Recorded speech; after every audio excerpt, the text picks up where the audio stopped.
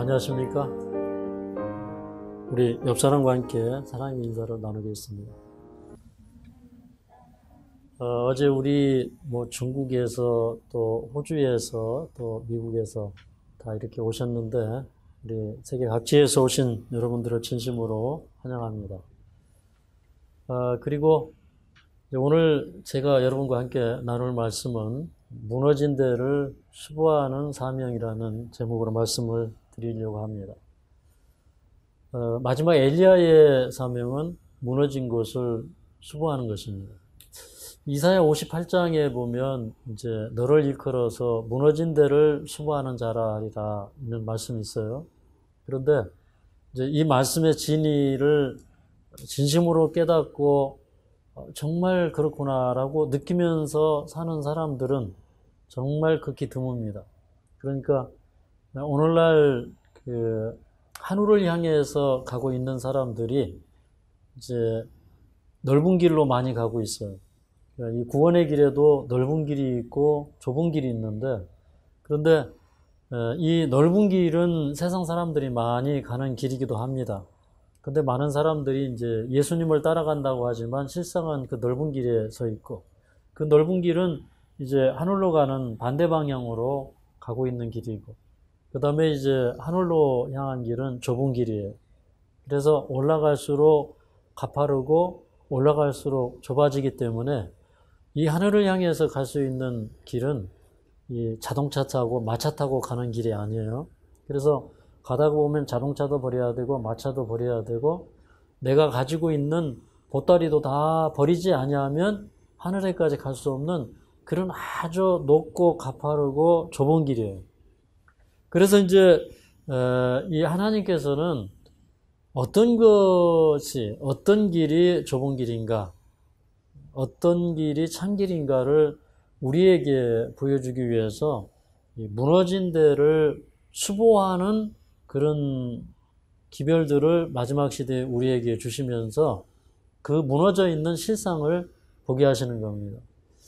이제 그 무너진 데를 수보하는 사명에 관련해서 이제 두 가지 정도로 성경에 실례를 들 수가 있는데, 그 느헤미야서에서 보면 그 무너진 데를 수보하는 일이 무엇인가를 아주 극명하게 보여주고 있는 것이 느헤미야서예요.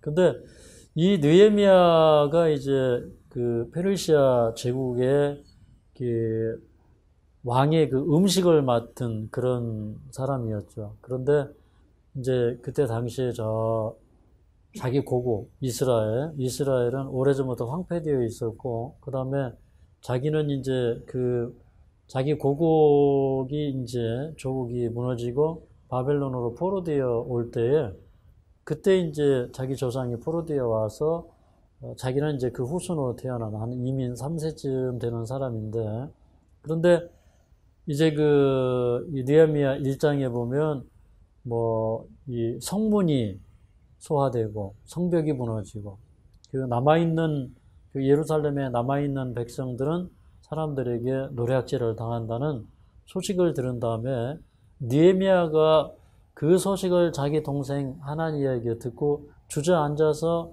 수위로 울고 그때부터 금식하면서 어떻게 하면 그 하나님의 이름을 두신 그 예루살렘이 회복되어서 하나님께 영광을 돌릴 수 있을까, 이런 생각을 가지고 그가 울고 기도하고 이렇게 여러 개월 동안 이렇게 하다가 이제 그 하나님의 섭리에 의해서 그가 그 자기 조상의 묘실이 있는 그런 그 성벽을 재건하라고 하는 그런 그 왕의 명령을 듣고 그 조서를 가지고 자기 고국으로 돌아옵니다.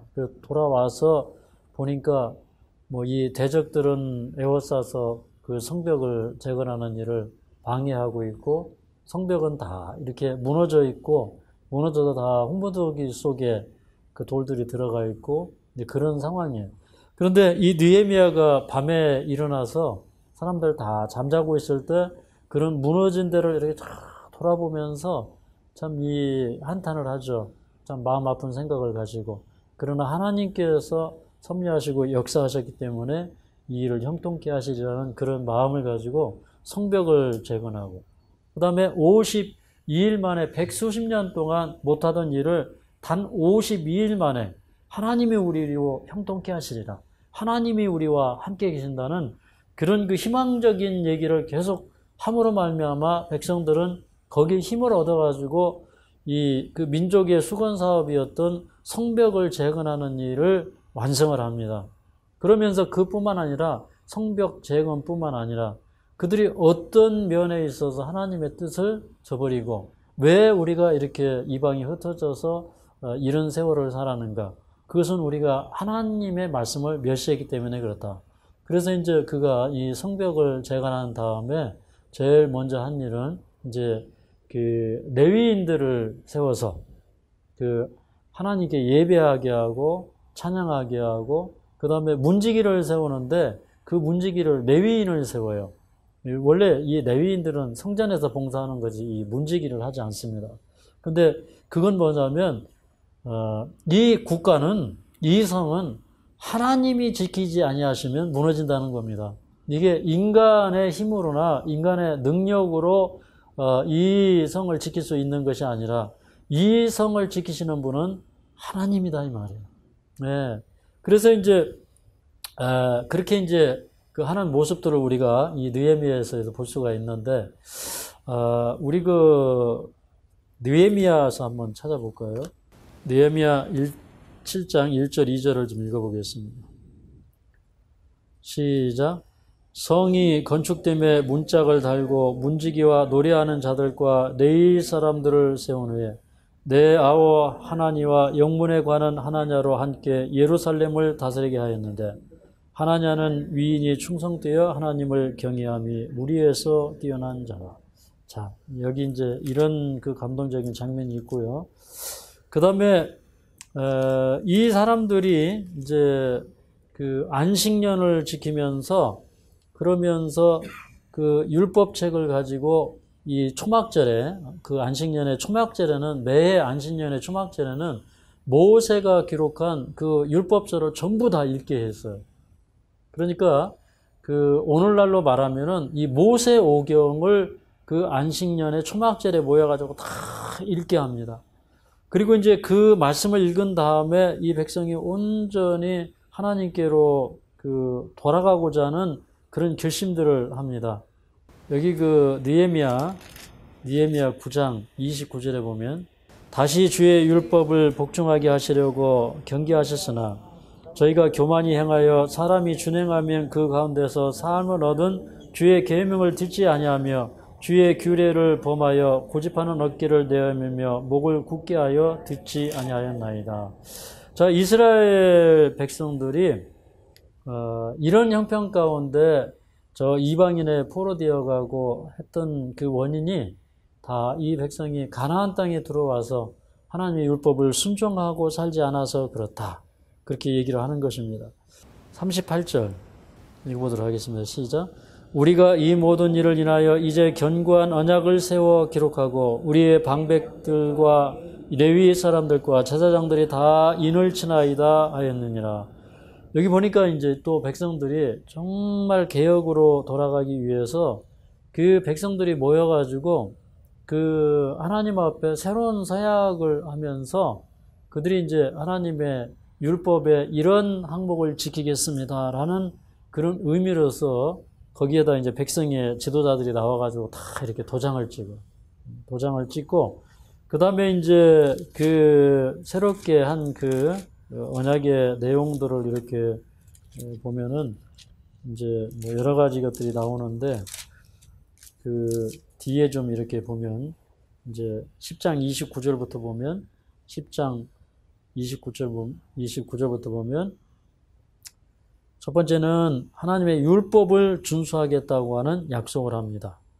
그 다음에 30절에 보면 이방 백성들과 자폰을 하지 않겠다고 약속을 해요. 이게 오늘날도 참 문제가 됩니다. 믿음의 자녀들이 자라나서 결혼할 때 믿는 사람들과 해야 될까요? 믿지 않는 사람들과 해야 될까요? 뻔한 거잖아요. 그죠?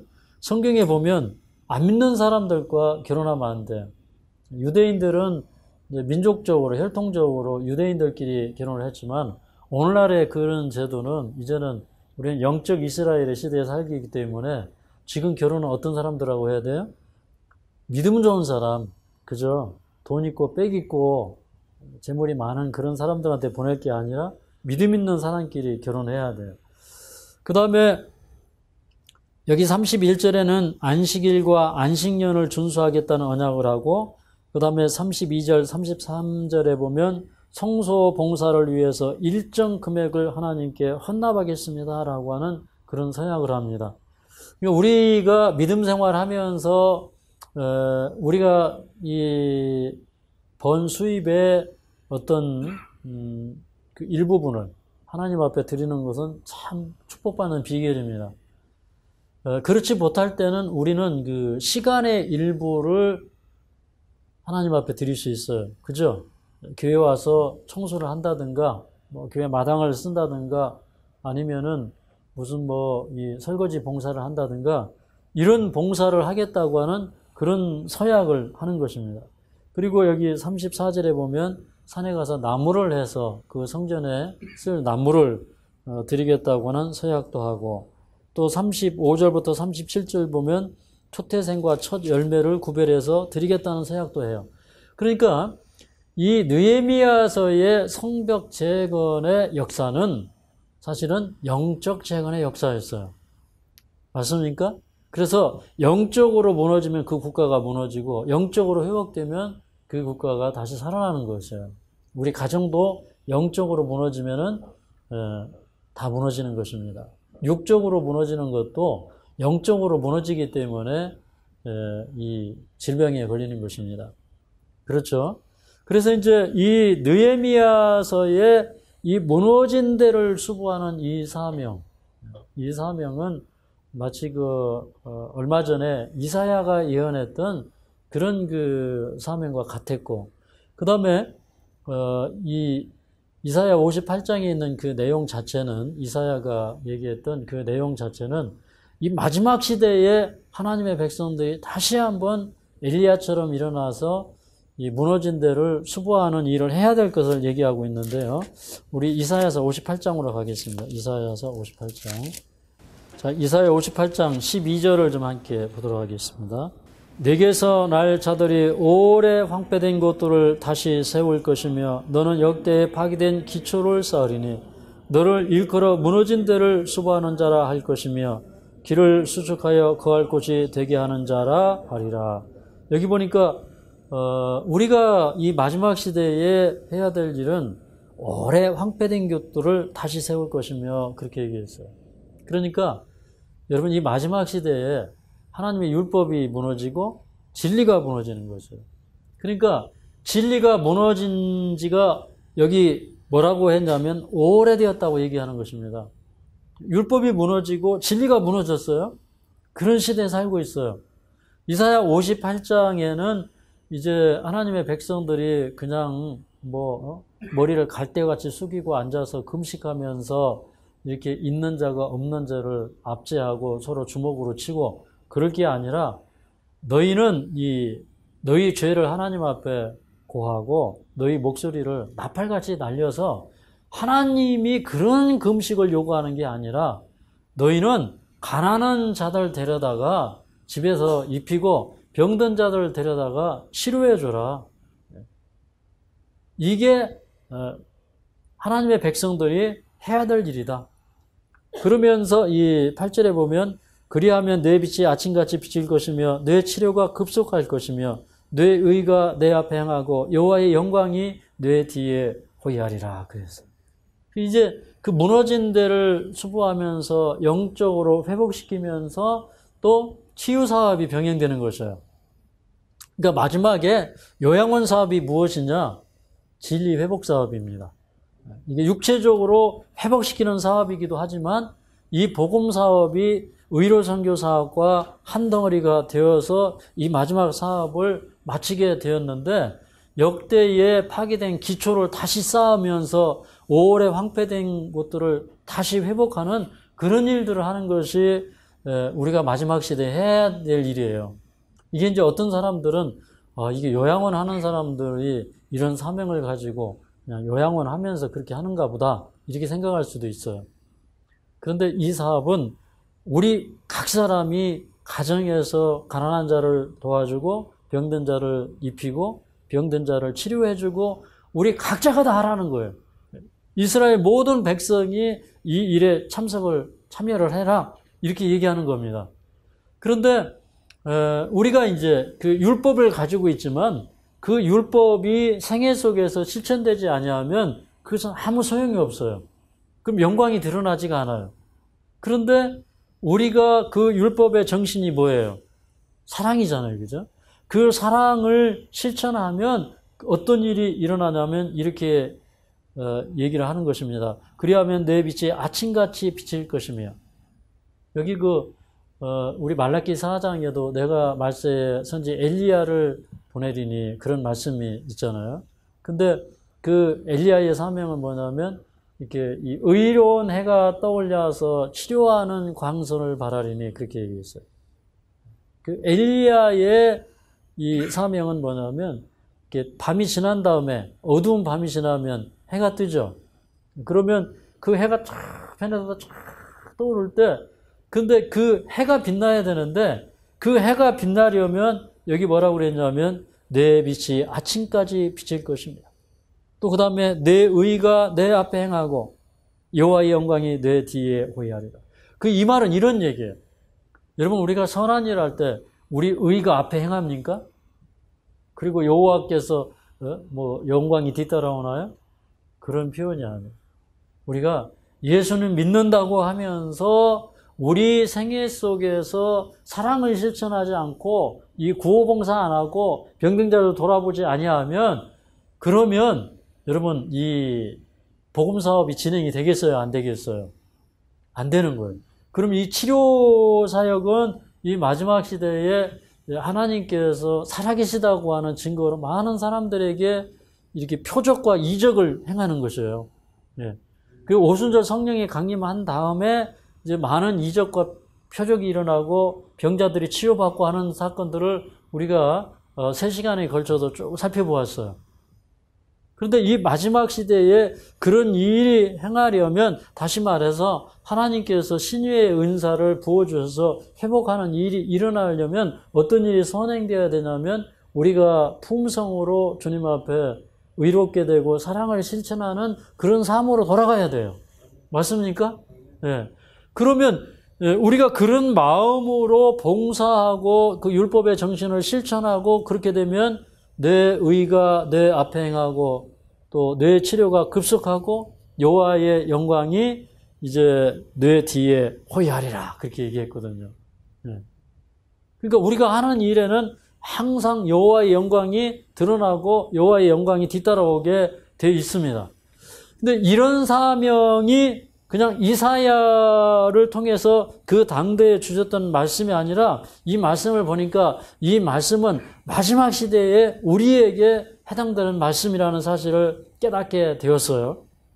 그래서 저는 이제 이 성경으로 돌아가서 성경의 구원론이 무엇이고 예수님의 인성론은 무엇이고 죄론은 무엇인가 인간론은 무엇인가 구원론은 무엇인가 이런 것들을 이렇게 쭉 살펴보면서 제 마음속에 이렇게 답답함이 임했는데 그건 뭐냐면 참 놀랍게도 너무나 많은 이 무너진 곳들, 황폐된 곳들이 있다는 사실을 깨닫게 되었어요. 그래서 이 사람들이 느헤미야가 돌아와서 이렇게 성벽에 구멍 뚫린 거 다 이렇게 무너졌던 거 다 다시 세우고 그리고 레위인들을 세워서 먼저 하나님 앞에 예배하고 찬양하고 믿음 있는 사람들을 세워서 성전을 그 성문을 지키게 하고 또 이 충성된 위인 자기 동생 하나야 같은 하나님 앞에 충성된 이런 사람들 세워서 이제 이 예루살렘을 통치하게 하고 이제 이런 일을 할 때에 그는 이 성이 왜 무너졌느냐?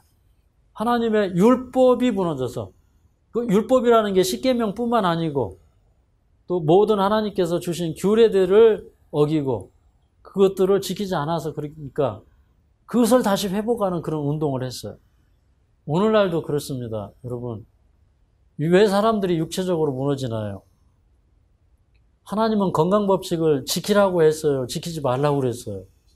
지키라고 그랬어요. 그죠? 그래서 하나님의 모든 계명, 율례, 규례들을 지켜서 행하면 애굽에게 내린 질병이 하나라도 너희에게 임하지 않게 하시겠다. 그런 말씀 속에 이 성경의 건강법칙, 자연의 법칙을 준수하라는 것입니다.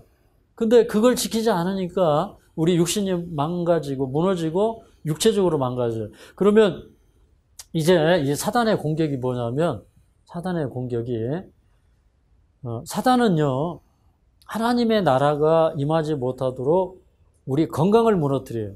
사단이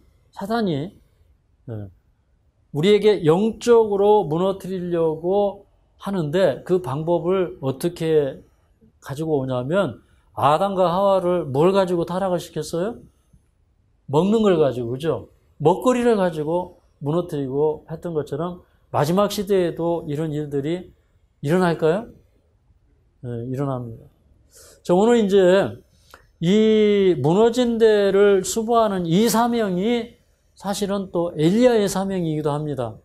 이 엘리야의 사명을 다시 말씀드리면, 이 성경에 사람이 죽은 자를 제일 먼저 살린 게 누군지 아십니까? 성경에서 죽은 자를 제일 먼저 살린 사람이 누구예요? 네? 엘리야예요, 엘리야가 그 시돈의 사르밧에 속한 그런 그 과부의 아들이 죽었을 때 제일 먼저 살리는 일을 해요. 그러니까 이 마지막 시대에 이 치유 사역을 하는 사람들이 엘리야의 사명을 받은 사람들이고, 이 치유 사역을 하는 사람들은 전인 건강을 회복시키는 사람들이에요. 영적으로, 육적으로 무너진 것을. 그래서 지영체가 하나가 되어서 정말 다시는 사단에게 우리를 내어주지 아니하고 하나님이 거하실 수 있는 성전이 될 수 있는 사람들. 그래서 이 로마서 12장 1절에도 너의 몸을 하나님이 기뻐하시는 거룩한 산 제사로 드리라. 우리 몸이 하나님 앞에 산 제사로 드리는 거예요. 건강한 몸, 건강한 그 영적인 그런 생애를 사는 사람들이 하나님 앞에 산 제물로, 살아있는 제물로 드려지는 것입니다. 자, 이제 우리 열왕기상 17장으로 가겠습니다. 열왕기상 17장. 자, 이제 17장의 내용을 보기 전에 16장부터 좀 살펴보도록 하겠습니다. 열왕기상 16장 34절부터 좀 읽어보도록 하겠습니다. 그 시대에 베델 사람 히엘이 여리고를 건축하였는데 저가 그 터를 쌓을 때 마달 아비람을 잃었고 그 문을 세울 때에 말제 아들 수굽을 잃었으니 여호와께서 눈의 아들 여호수아로 하신 말씀과 같이 되었더라. 이게 이제 무슨 얘기냐면, 그 여호수아가 가나안 땅에 들어와 가지고 이제 그 여리고성을 점령한 다음에 하나님께서 이스라엘 백성들에게 예언을 주셨어요. 누구든지 일어나서 이 여리고성을 재건하지 말아라. 만약에 누구든지 일어나서 이 여리고성을 재건을 하면 그 터를 닦을 때에 장남을 잃어버리게 될 것이고, 그 다음에 문을 만들어서 그 성문을 달 때에 말제 아들을 잃어버릴 것이다. 그렇게 이제 얘기를 했어요. 근데 요단강 그 주변 그 여리고에서 이제 이렇게 어떤 사람, 여기 히엘이라고 하는 사람이 일어나가지고 이 여리고를 그 도성을 재건하려고 하는 그런 일들을 하고 있는 것을 엘리야가 본 거예요. 근데 엘리야는 이 율법을 연구하는 사람이고 말씀을 연구하는 사람이기 때문에 만약에 이 성을 쌓으면, 이 성의 터를 닦으면 이제 어떻게 될 거라고 예언을 하는 거예요? 장남이 죽을 것이라고 예언을 하는 거예요. 근데 사람들은 뭐라고 생각을 했을까요? 저 엘리야라고 하는 사람이 참 재수없이 참 거짓말하고 엉뚱한 얘기하고 뭔가 이 공사를 하려고 하는데 방해 놓는다, 회방한다, 아마 막 이런 생각을 했을 거예요. 근데 엘리야가 그걸 보면서 가만히 보고만 있었을 게 아니잖아요. 경고했을 거잖아요. 맞습니까? 그 다음에 이제, 정말 이제 터를 다 닦고 이제 이렇게 뭐 성벽을 세우고 했겠죠. 그리고 이제 성문을 딱 다는데 여기 보니까 말제 아들, 누구를 잃었다 그랬어요? 예. 여기 보니까 이제 맏아들은 터를 닦을 때 아비람이 죽었고, 그 다음에 여기 말제 아들 수굽을 잃었으니 이렇게 얘기합니다. 그러면서 뭐라고 하냐면, 여호와께서 눈의 아들 여호수아로 하신 말씀과 같이 되었더라 그랬어요. 그러니까 말씀과 같이 되었더라고 하는 얘기는 그 일이 성취된 다음에 말씀과 같이 되었더라라고 하는 이런 의미보다는 엘리야는 말씀대로 될 겁니다. 하나님의 말씀은 살아있습니다. 그러니까 하나님의 말씀은 영원하다고 하는 사실을 그 사람들에게 얘기했겠죠. 그런데 그 엘리야가 말한 그런 말씀처럼 되는 거예요. 근데 이제 이 시대가 어떤 시대냐면, 이제 그 북방 이스라엘이 가장 타락했던 시대가 아하방 때인데, 이 아하방이 저 시돈에 있는 그 제사장의 딸을 데려다가 결혼을 했어요.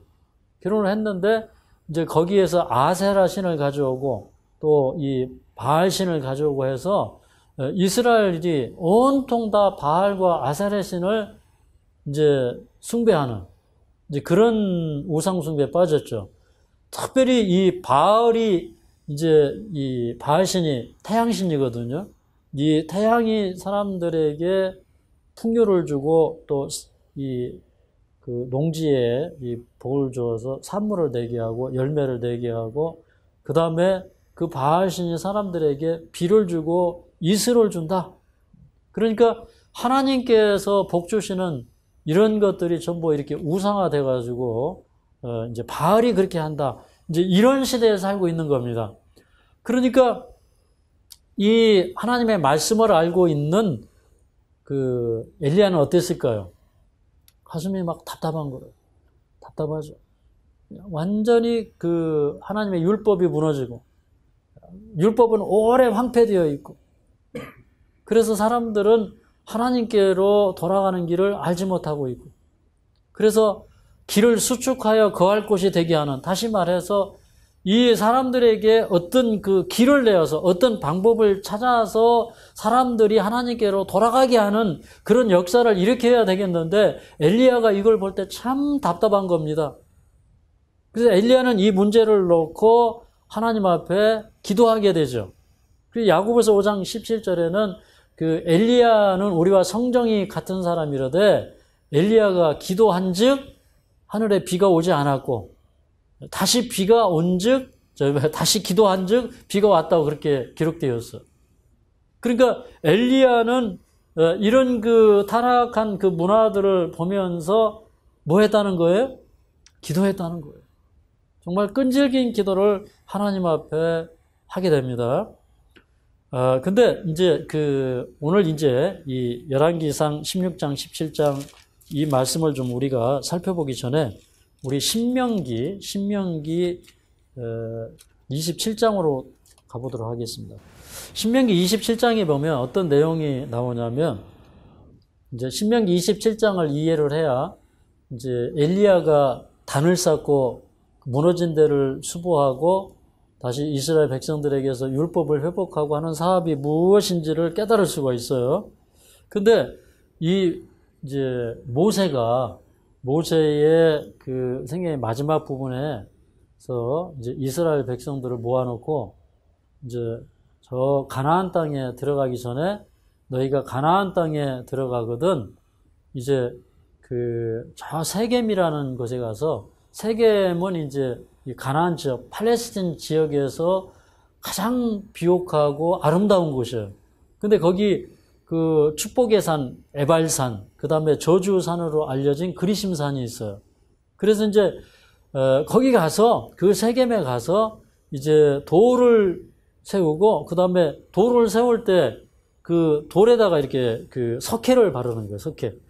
그 오늘날은 이제 그 시멘을 바르죠. 시멘트를 바르는 것처럼 이제 이 석회를 발라서 큰 돌을 놓고 거기다가 이게 석회를 바르면 어떻게 돼요? 이게 그 판판하게 되죠. 그러면 거기에다가 하나님께서 주신 그 모세의 율법과 규례들을 거기다가 다 기록하라는 거죠.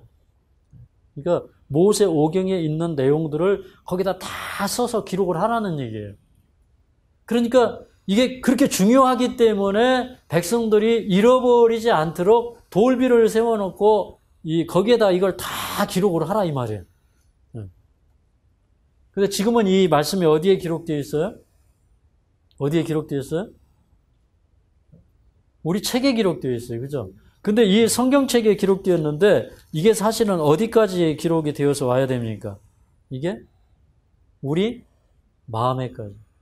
그래서 이제 이것을 기록하고 보면서 이스라엘 백성들에게 하나님께서 하신 말씀이 뭐냐면 이렇게 문설주에도 말씀을 써서 들어가면서 나오면서 보게 하고 하나님의 말씀을 이렇게 우리 이 미간에, 그러니까 이게 아마 이제 우리 생각 속에 이 말씀을 넣으라는 얘기겠죠.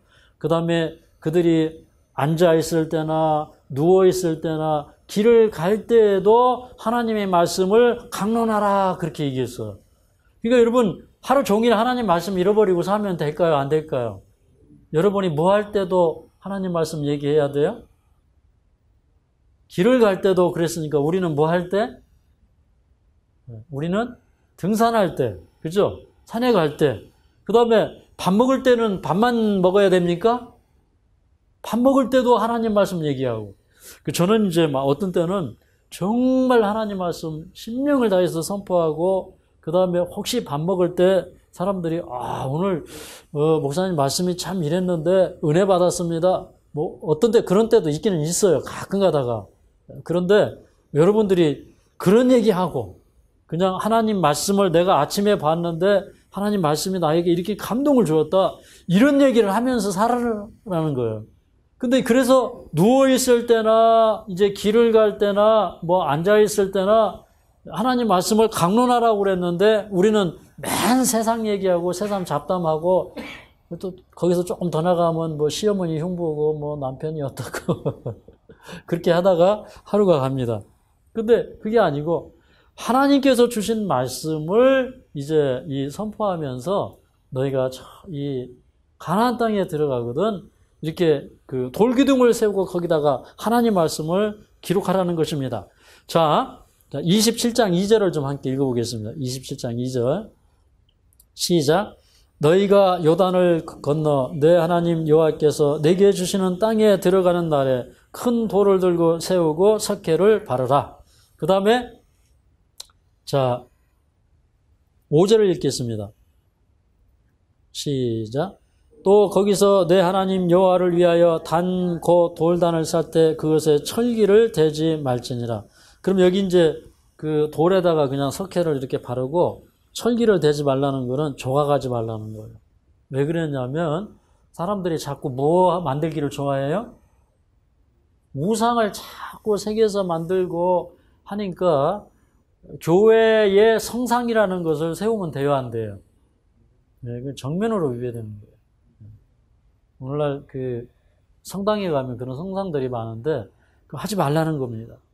그리고 거기에다가 그 하나님의 말씀을 새기라는 거예요.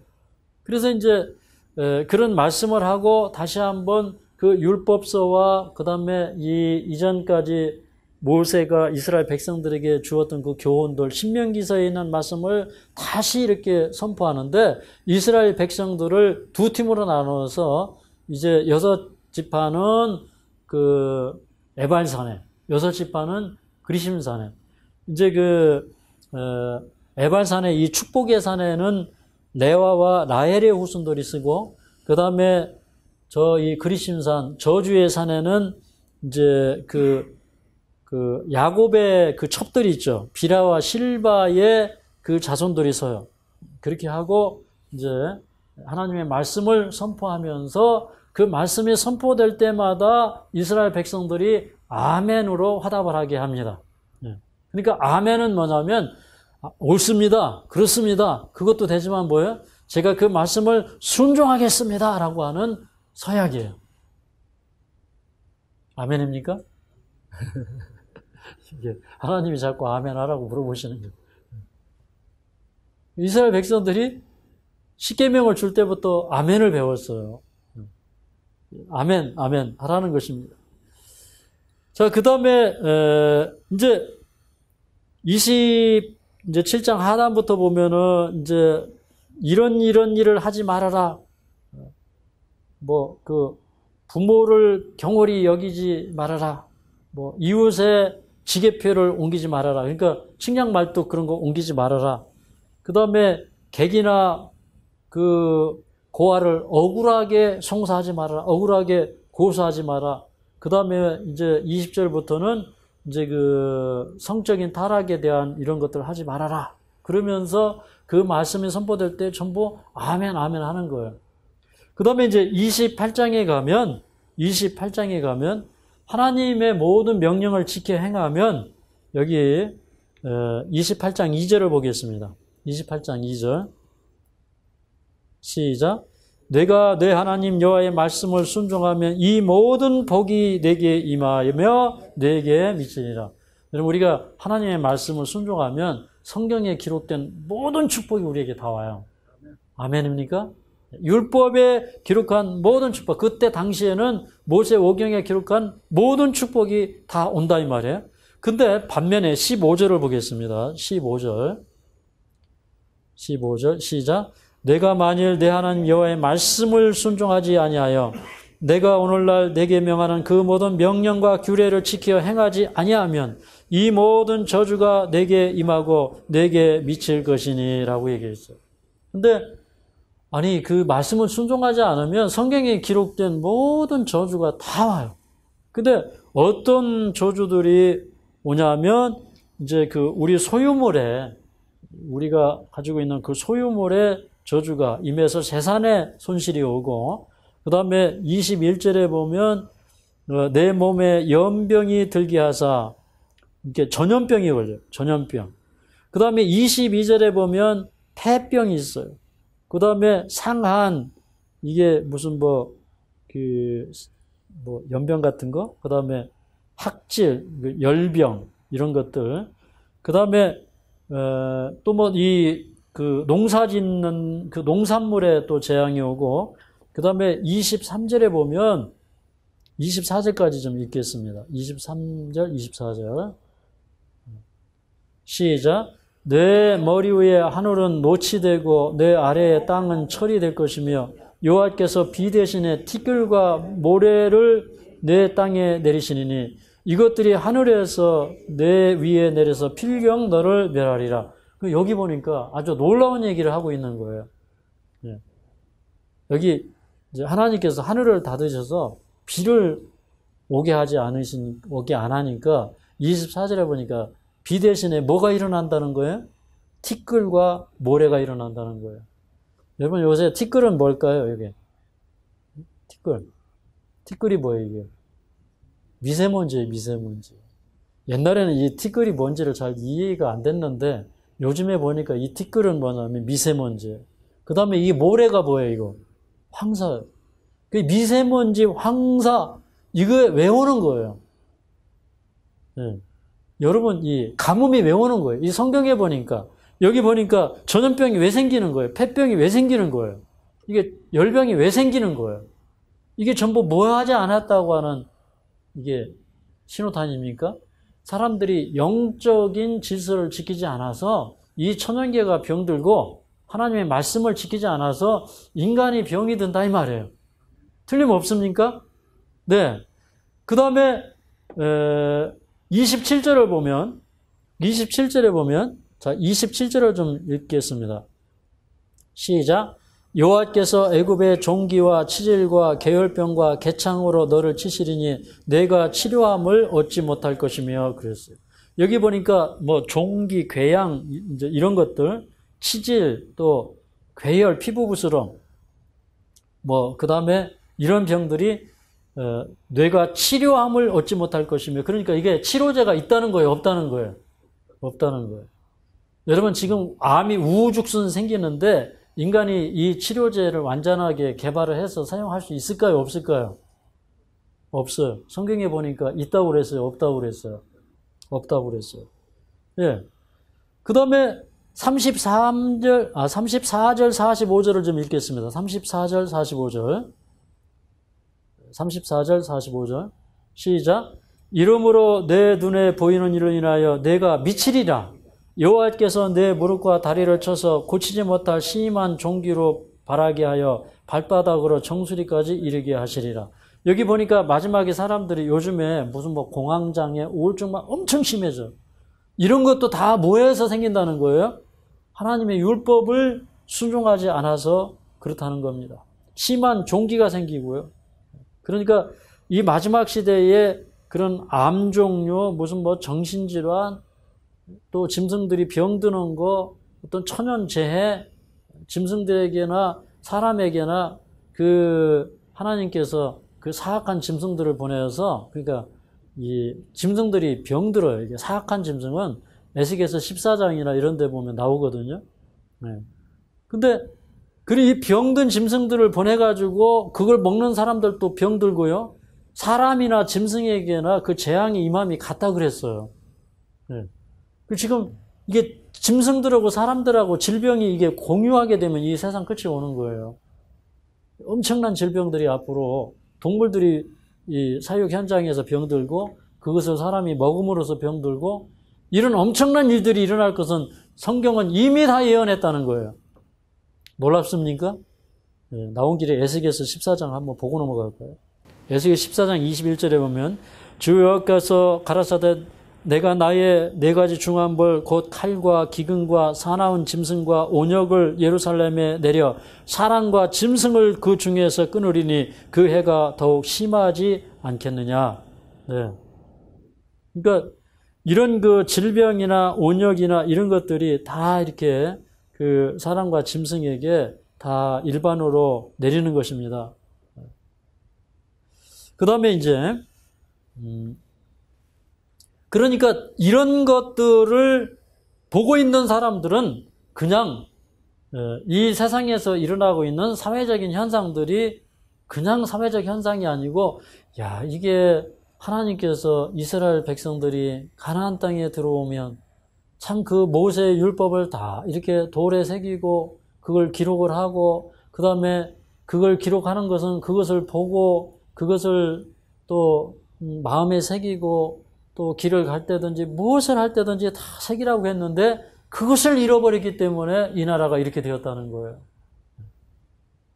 그래서 이 엘리야는 그런 사회적인 현상을 보면서 야, 무너진 데가 무엇이구나, 이런 것이구나, 하나님의 율법이 무너졌구나, 그것을 엘리야는 깨닫는 거예요. 자, 우리 그 여호수아 8장으로 좀 가겠습니다. 여호수아 8장. 여호수아 이 8장에 가면 이스라엘 백성들이 이제 진짜로 이제 가나안 땅에 들어와요. 그러니까 모세가 그 세겜에 가서 돌을 세우라고 했으니까 세워야죠. 그죠? 근데 여리고성과 아이성을 점령한 다음에 거의 팔레스틴 그 중앙에서 가까운 세겜으로 가는데, 이제 그 세겜으로 갈 때에 이 뭐 여자들, 어린 아이들 다 데리고 가는데 이 적들이 두려워서 공격을 하지 못해요. 우리가 적진 한복판에 있을 때라도 하나님의 말씀을 순종하면 적들이 우리를 해야 할까요? 못해야 할까요? 해야지 못하는 것이에요. 그래서 이제 그 산으로 갔어요. 그 다음에 자 8장 30절부터 32절까지 읽겠습니다. 30절부터 32절 시작. 때에 여호수아가 이스라엘 하나님 여호와를 위하여 에발산에 한 단을 쌓았으니 이는 여호와의 종 모세가 이스라엘 자손에게 명한 것과 모세의 율법책에 기록된 대로 철 연장으로 다듬지 아니한 새 돌로 만든 단이라.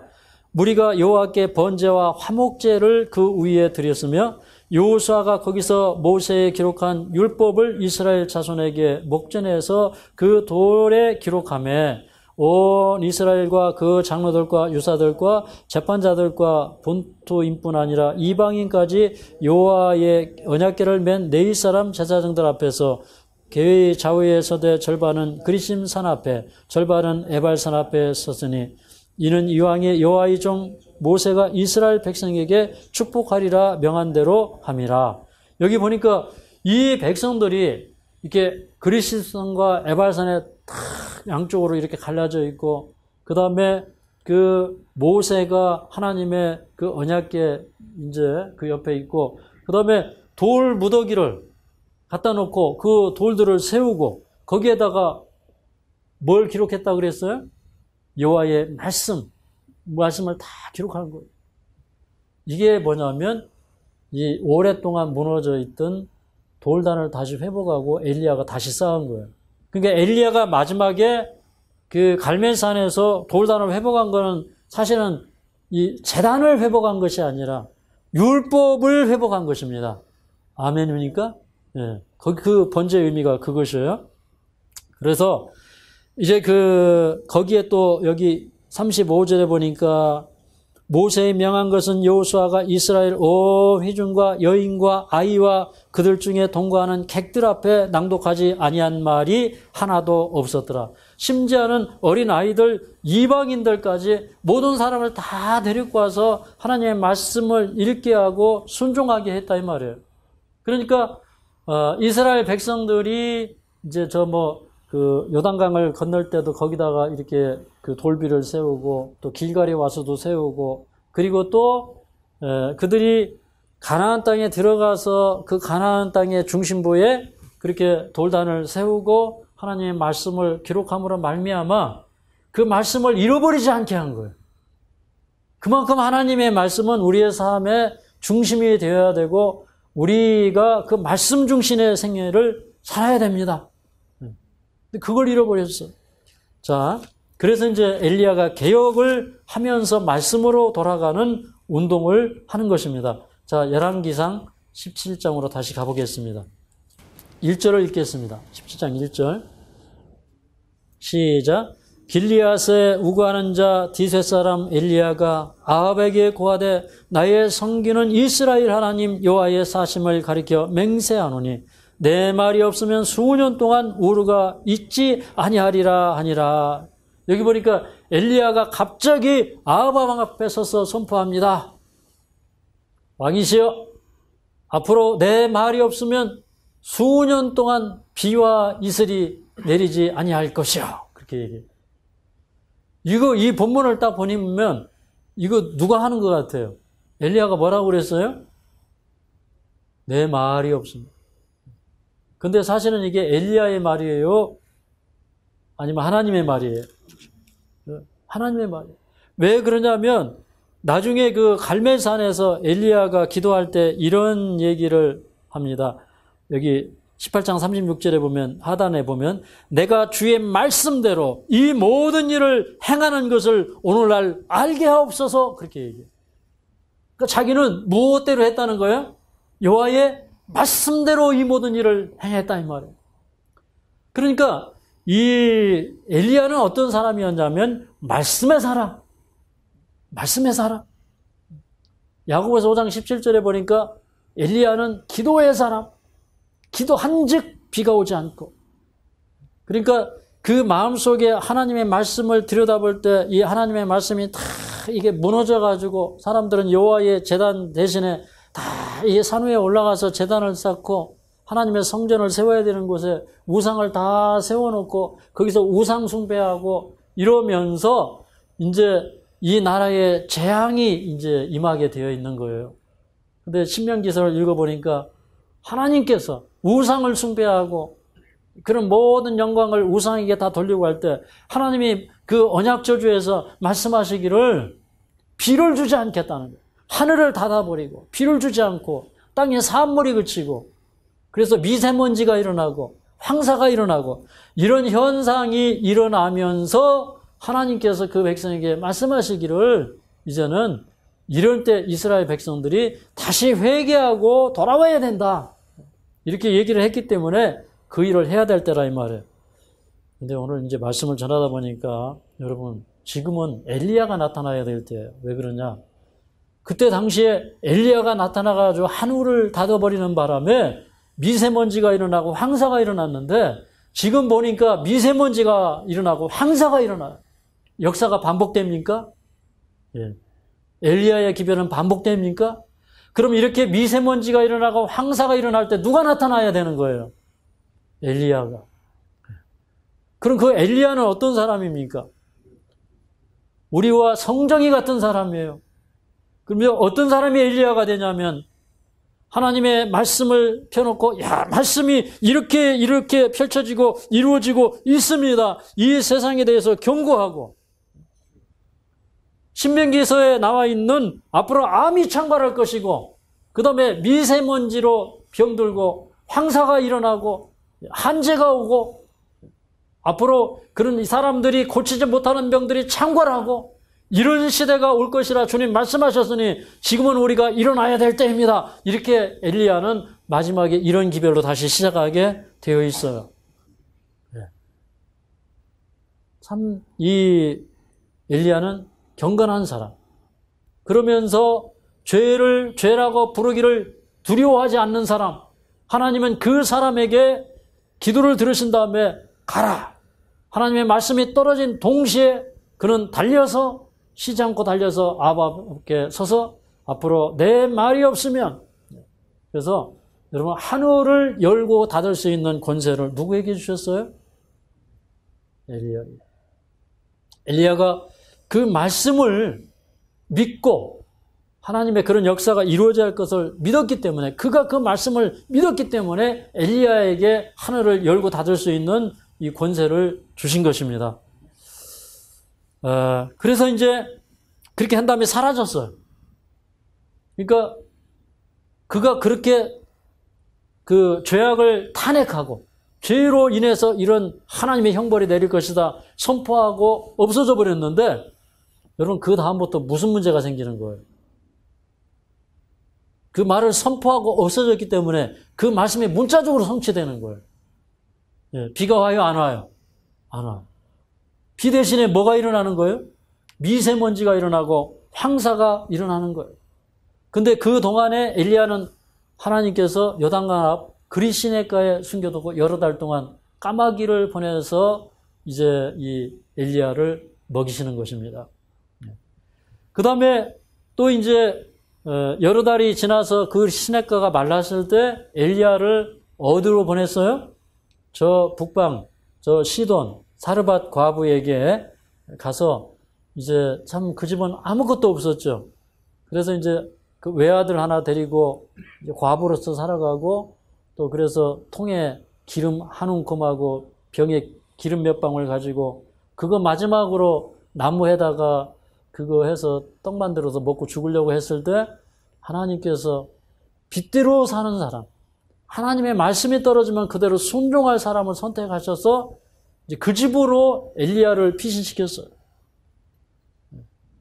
그래서 이제 거기에서 이제 정말 여호와의 말씀처럼 통에 가루를 들이부어도 병에 기름을 들여부어도 떡과 기름이 떨어지지 아니에요.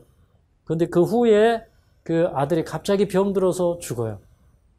그럴 때 엘리야가 어떻게 하냐면 그 아들을 데리고 자기 그 방으로 데리고 가서 그 다음에 여기 이제 17장에 보면 17장 19절 20절을 보면 엘리야가 다락방에 올라가서 침상에 누이고 자 20절을 한 20절 21절 한번 읽을게요. 21절 시작. 그 아이의 몸을 3번 펴서 엎드리고 여호와께 부르짖어 가로되 나의 하나님 여호와여 원컨대 이 아이의 혼으로 그 몸에 돌아오게 하옵소서. 여기 엘리야가 몇 번 펴서 엎드렸다 그랬어요? 3번 펴서 엎드렸다. 그러니까 이 엘리야는 이스라엘 민족의 중보자예요. 또 그리고 이 아이의 생명의 중보자예요. 저는 이걸 보면서 왜 3번인가를 이해하게 되었어요. 여러분, 예수님이 겟세마네 동산에 올라가셔서 이 지구를 부둥켜 안으시고 이 인류의 운명을 부여잡으시고 예수님이 몇 번 기도하셨어요? 3번 기도하셨어요. 그래서 그 예수님의 모형인 엘리야를 지금 보고 있는 것입니다. 근데 여러분, 참 그 죽은 시체 위에 3번씩이나 엎드리는 이 엘리야는, 여러분, 엘리야가 막 이렇게 막 백성의 죄를 책망하고 막 그러니까 아주 공의로운 사람, 그런 것만 생각해요. 근데 여기 보니까 엘리야는 어떤 사람이에요? 자기 그 죽은 그 영혼을 끌어안고 자기 체온으로 그것을 3번씩이나 데필 수 있을 만큼 그런 사랑의 사람이었다는 겁니다. 그 엘리사가 그 다음에 또 한 번 그 죽은 아이를 그 자기 침상에 내펴놓고 눈을 맞추고 손을 맞추고 입을 맞추면서, 이게 참 얼마나 큰 사랑입니까? 죽어 있는 사람한테 입을 맞추고 눈을 맞추고 손을 맞춰요. 그만한 사랑을 받는 사람이 없어요. 자기 자식은 죽어도 입 맞춰요. 맞습니까? 사랑하는 사람이 죽어도 입을 맞춰요. 주님은 우리가 죄악으로 인해서 죽어 있고 처참해도 우리 눈을 맞추고 입을 맞추고 그 다음에 이 손을 잡으시고 우리를 살리기를 원하시는데, 그런 엘리야의 모습이 있어요. 그 다음에 이제 그렇게 3년을 지난 다음에 그 다음에 엘리야가 아합 앞에 나타납니다. 그래서 당신은 이제 내일 갈멜산으로 나오시오. 바알의 선지자 450인, 아세라 선지자 400인을 데리고 저 갈멜산으로 나오십시오. 그럴 때 이 엘리야의 말을 듣지 않을 수가 없어요. 근데 왜 갈멜산에 뭐 하냐면, 갈멜산은 이제 이 그 평야지가 다 내려다 보이고 그 다음에 많은 사람들이 그 갈멜산을 볼 수 있는 곳이기 때문에 그 갈멜산에서 이제 마지막 영적인 싸움이 일어나요. 그러니까 여러분, 마지막 진리와 오류와의 대쟁투가 일어날 거예요. 그 싸움은 다른 사람들이 이렇게 모르게 일어날까요? 다 알게 일어날까요? 여러분, 마지막 시대에 그런 시대가 곧 올 거니까 오늘 말씀을 잘 기억하시기 바랍니다. 어떤 이 세상의 진리와 오류 사이에 이슈가 주어질 거예요. 과연 무엇이 옳으냐? 인간의 제도를 따를 것이냐? 하나님의 율법을 따를 것이냐? 인간의 전성이 진리냐? 하나님의 말씀이 진리냐? 이런 싸움이 일어날 때 여러분, 잊어버리지 마시기 바랍니다. 모든 사람들이 주목해야 하는 사건들이 일어날 거예요. 갈멜산의 싸움이 가까이 가면 갈수록 이제 그 싸움은 사람들에게 잘 목도되고 보여질 것입니다. 그런데 이제 백성이 섰어요. 너희가 어느 때까지 두 사이에서 머뭇머뭇 하려느냐? 옛날에 그 그립신산과 에발산에서, 축복과 저주의 산에서 두 편으로 나눠져 있었잖아요, 사람들이. 그런데 이제 우리가 생명의 길을 선택하느냐, 사망의 길을 선택하느냐, 그것은 우리가 해야 될 일이에요. 맞습니까? 여호와가 만일 하나님이면 그를 따르고 바알이 만일 하나님이면 그를 따르라. 그렇게 소리를 질렀건만 그렇게 외치는데 백성은 잠잠해요. 그 당시에 정말로 깨어있는 사람들이었고 도덕적 용기를 가진 사람이 없었다는 거예요. 엘리야는 자기 혼자이고 그 다음에 저쪽 편에는 바알의 선지자 450인, 아세라 선지자 400인, 그 다음에 많은 그 왕과 그 무사들, 그 다음에 백성들. 그런데 엘리야 혼자 서 있어요. 그러나 엘리야는 눈에 보이지 않지만 하나님의 천만 천사가, 하나님의 군대가 엘리야를 지키고 있어요. 그러면서 자, 내기하자. 너희의 신이 참 신인지 우리의 신이, 내가 섬기는 하나님이 참 신인지 내기하자. 자, 송아지 2마리 가지고 와서 각자 돌단 쌓고 거기에다가 나무 올리고 그 다음에 각도서 올린 다음에 불로 응답하는 신이 참 신인 걸로 하자. 그래서 이제 너희는 숫자가 많으니까 너희 먼저 하라. 그래서 이제 이 바알과 아세라 신 이 선지자들이 이제 거기에다가 제단을 쌓고 그 다음에 송아지를 이제 그 위에다 올려놓고 이제 그 밑에 또 나무를 깔고 이렇게 해서 불태울 준비를 하고 그 다음에 이제 이들이 아침부터 점심까지 자기들의 규례를 따라서 어떻게 주술을 하고 막 자기들의 어떤 주술하는 방법을 거기서 띄놀면서 또 그 다음에 또 이 사람들은 창과 칼로 자기 막 이걸 찢어가면서 피를 흘리고 이제 그렇게 하는 것이 그 규례라고 그렇게 설명이 되고 있어요. 그런데 이제 이 정오까지 합니다. 여러 시간을 뛰놀고 부르짖고 뭐 아우성을 치고 해도 이제 이 신은 꿈쩍하지 않아요. 그러니까 여기 29절에 보면 저희가 오히려 진언하여 그렇게 얘기했어요. 그러니까 예언했다는 것이 그들이. 근데 뭐라고 거짓 예언하냐면 조금만 더 기다리면 분명히 불이 내려올 거다 이 말이에요. 백성들은 옆에서 지금 지켜보고 있고 다 불안하게 하고 있어요. 그러니까 엘리야가 거기서 조롱합니다. 야, 뭐 바알도 신은 신이니까 어디 뭐 지금 잘 못 들어서 그러는지 아니면 외출을 나갔는지 아니면 외출 나가가지고 어디 뭐 저 길에 행하고 산책하고 있을지 모르니까 아마 아직 안 돌아와서 그런 모양인데 한번 더 열심히 해봐라. 아니면 잠자고 있으면 깨워야 될 거 아니냐? 그러면서 이제 막 조롱을 합니다. 근데 돼요, 안 돼요? 안 되는 거예요. 그래서 자 이제 엘리야 차례가 되었습니다. 엘리야 차례가 되었어요. 자 30절입니다. 18장 30절 시작. 엘리야가 모든 백성을 향하여 이르되 내게로 가까이 오라. 백성이 다 저에게 가까이 오매 저가 무너진 여호와의 단을 수축하되 12지파를 따라서 12들을 취하고 다시 한번 그 세겜에서 그 단을 세웠던 것처럼 무너진 데를 회복하기 위해서 율법을 회복하기 위해서 단을 쌓고 거기에다가 이제 제물을 올려놓고 또 물을 4동기씩 3번 갖다가 붓고 그래서 그 물이 제물의 도랑에 가득 차게 하고 그 다음에 그가 이제 기도합니다. 여기 36절에 보면 여호와여 주께서 이스라엘 중에서 하나님 되신과 내가 주의 종의 된과 내가 주의 말씀대로 이 모든 일을 행하는 것을 오늘날 알게 하옵소서. 37절에 여호와여 내게 응답하옵소서. 내게 응답하옵소서. 이 백성으로 주 여호와는 하나님이신 것과 주는 저의 마음으로 돌이키게 하시는 것을 알게 하옵소서. 그러니까 이 엘리야가 기도하는 건 뭐냐면 불이 내려오도록 하는 것이 목적이 아니라 저희 마음으로 돌이키게 하시는 것을 알게 하옵소서. 그러니까 백성이 지금이라도 마음을 겸손하게 하고 회개하고 자복하고 돌아오면 그 율법의 저주는 거두어지고 하나님께서는 그들에게 복을 주실 것이었어요. 그래서 마지막 엘리야는 아비의 마음을 자녀에게로, 자녀들의 마음을 아비에게로 돌이키게 하겠다 그랬어요. 그래서 그게 다 가정이 회복되는 거는 이제 하나님께로부터 온 말씀으로 돌아가는 것을 또 의미합니다. 그 다음에 엘리야가 이제 기도할 때에 불이 내려왔는데 그 불이 내려와서 번제물, 나무, 돌, 흙, 도랑의 물을 다 태웠어요.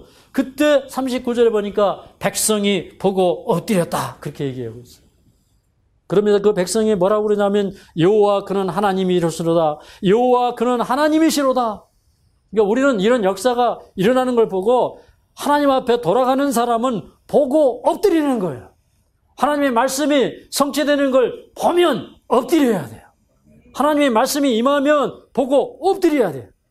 그 다음에 보고 엎드리는데 고약하게 안 엎드리는 놈들이 있어요. 그게 누구예요? 바알 선지자 400명, 아세라 선지자 450명 안 엎드려요. 그러니까 어떻게 했어요?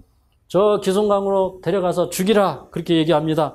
그 다음에 41절에 이제 왕에게 이제 왕은 올라가서 먹고 마시십시오. 큰 빗소리가 있습니다. 그렇게 얘기해요.